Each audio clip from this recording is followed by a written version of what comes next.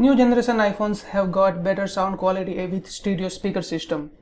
But you can still make your iPhone speakers sound even more louder if you want to ramp up your music time.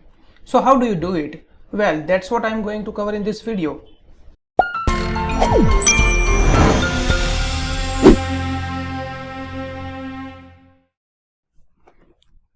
Let's launch Apple Music app and play one of your favorite songs. While song is playing, let's go to the settings, scroll down and select music, then select EQ. Currently equalizer is off and feel the music. Now let's select late night and sound is much louder than earlier.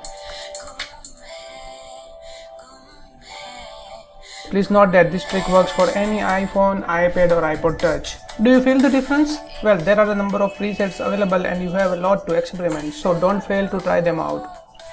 That's all guys, now over to you. Which presets works best for you? Do let me know in the comment below. If you like this video, give us thumbs up, share this video and subscribe to our YouTube channel. I am signing off. Thanks for watching and we'll catch you in another episode.